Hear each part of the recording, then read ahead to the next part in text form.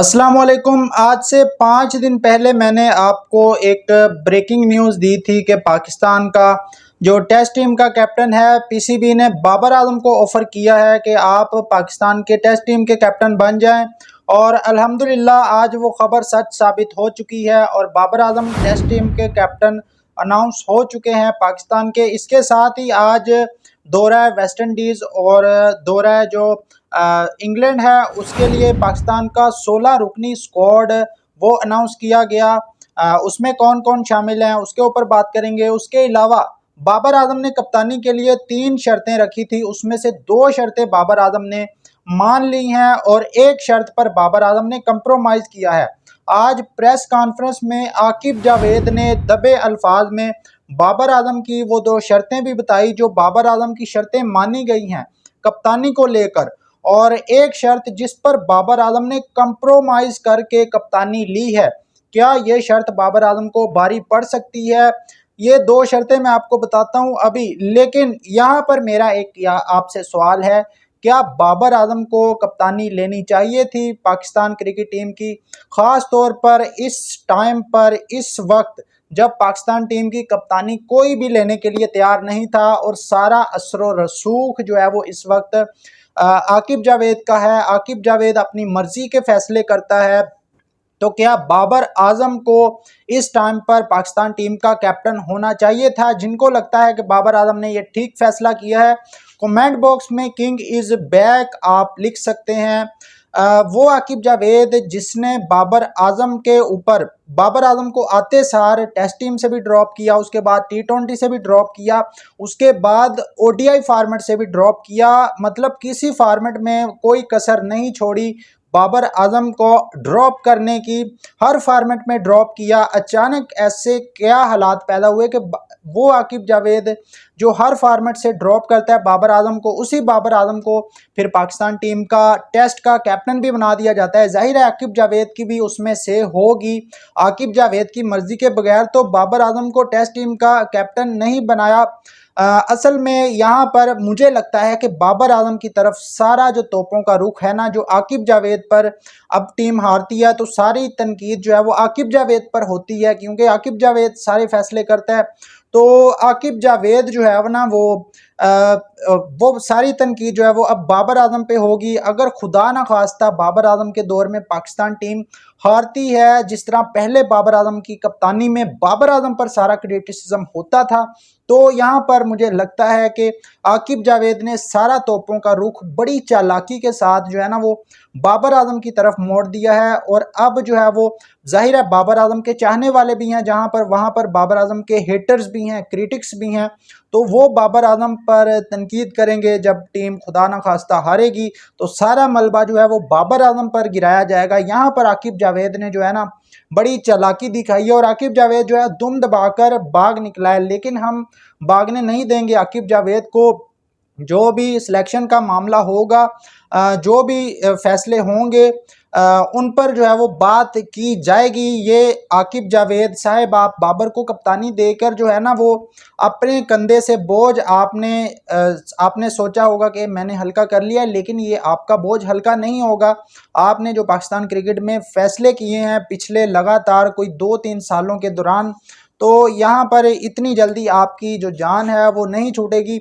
आपने तो अपना बोझ बाबर के ऊपर डाल दिया कि भाई ये लो कप्तानी पकड़ो और जो भी क्रिटिसिज्म होगा बाबर के ऊपर होगा, मैं जो है वो आज़ाद हो जाऊंगा, लेकिन ऐसा नहीं होगा। तो 2 शर्तें जो आज बाबर आजम की मानी गई हैं, आकिब जावेद ने प्रेस कॉन्फ्रेंस में भी इस चीज़ का इजहार किया, लेकिन एक शर्त पर बाबर आजम ने कंप्रोमाइज़ किया। आखिर क्यों किया कंप्रोमाइज़? चलें 2 शर्तें जो पहले मानी गई हैं बाबर आजम की वो बताता हूँ आपको। पहले नंबर पर तो जो स्क्वाड होगा वो बाबर आजम की मर्जी के मुताबिक जो है वो जो नाम बाबर आजम को जिनको बाबर आजम चाहेंगे वो नामों को सिलेक्ट किया जाएगा, क्योंकि बाबर आजम ने साफ तौर पर कहा था कि मैं जो है वो परफॉर्मेंस का जवाब दे हूँगा, जो टेस्ट मैच में परफॉर्मेंस होगी, लिहाजा मेरी मर्जी का जो स्क्वाड है वो मुझे दिया जाएगा। तो इस स्क्वाड से आपने देख लिया हसन अली भी ड्रॉप हैं, शाहीन शाह अफरीदी भी ड्रॉप हैं, तो वो लड़के जिनकी पेस कम हो जाती है दूसरे तीसरे स्पेल में, उनको सबको ड्रॉप कर दिया गया है। तो अब ये जो स्क्वाड है ये बाबर आजम की मर्जी का है बकौल आकिब जावेद। दूसरे नंबर पर बाबर आजम को जो कप्तानी का सवाल हुआ आज आकिब जावेद से कि बाबर आजम को कितने अरसे के लिए कप्तानी दी गई है, क्या बाबर आजम 1 या 2 सीरीज हारेंगे तो उन पर जो है वो कप्तानी वापस तो नहीं ली जाएगी। तो इस पर आकिब जावेद ने जवाब दिया कि बाबर आजम को 2 या 3 साल के लिए पाकिस्तान की कप्तानी दी गई है। बाबर आजम को एक पूरा टाइम दिया जाएगा, ये नहीं होगा कि 1-2 मैच हारे और बाबर आजम जो है वो उनको कप्तानी से हटा दिया जाएगा। तो ये शर्त बाबर आजम की मान ली गई है, लेकिन एक शर्त जिस पर बाबर आजम ने कंप्रोमाइज़ किया है, क्या ये कंप्रोमाइज़ बाबर आजम को भारी पड़ेगा आइंदा आने वाले वक्त में? बाबर आजम चाहते थे कि आकिब जावेद जो हैं वो टेस्ट मैच की सिलेक्शन में कोई दखल अंदाजी ना करें और जो टेस्ट मैच की सिलेक्शन का इख्तियार हो वो बाकी दूसरे सिलेक्टर्स के पास हो और उसमें बाबर आजम की राय शामिल हो, हेड कोच सरफराज अहमद की राय शामिल हो। तो ये मुतालबा जो है बाबर आजम का नहीं माना गया। ये मुतालबा बाबर आजम का कितना भारी पड़ेगा ये आइंदा आने वाला वक्त बताएगा, या पाकिस्तान जो टेस्ट टीम के रिजल्ट हैं वो बताएंगे। इसके अलावा बाबर आजम ने कप्तान बनते ही आज डबल सेंचुरी स्कोर किया जी।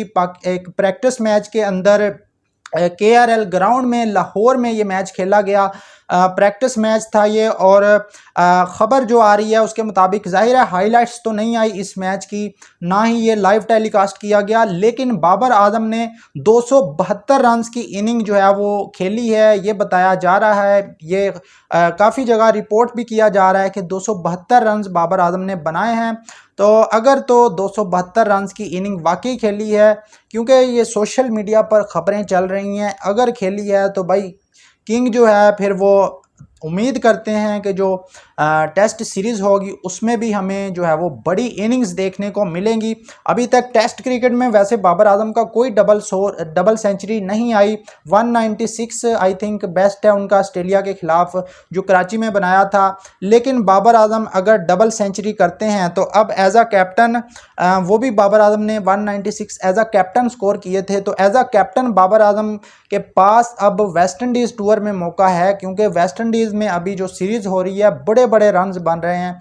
तो बाबर आजम को चाहिए कि टेस्ट क्रिकेट में अब जो है ना वो डबल सेंचुरी स्कोर करें कम अज़ कम, और पाकिस्तान क्रिकेट को जो है वो पार लगाएं, ताकि बाबर आजम के ख़िलाफ़ जो एक जाल तैयार किया गया है, एक तरह से मैं इसको जाल ही कहूँगा, क्योंकि इन हालात में जिसमें आकिब जावेद सारे फैसले करता है, तो बाबर आजम के लिए एक चैलेंज तो ज़रूर होगा कि कप्तानी पाकिस्तान की टीम की किस तरह से होती है और किस तरह से रिज़ल्ट आते हैं। बाकी दोस्तों इस पर आप लोगों की क्या राय है, कमेंट बॉक्स में ज़रूर बताएं कि बाबर आजम को कप्तानी लेनी चाहिए थी पाकिस्तान टीम की, कंप्रोमाइज़ करना चाहिए था, जिस बात पर बाबर आजम ने कंप्रोमाइज़ किया है। कमेंट बॉक्स में अपनी राय का इजहार ज़रूर कीजिएगा।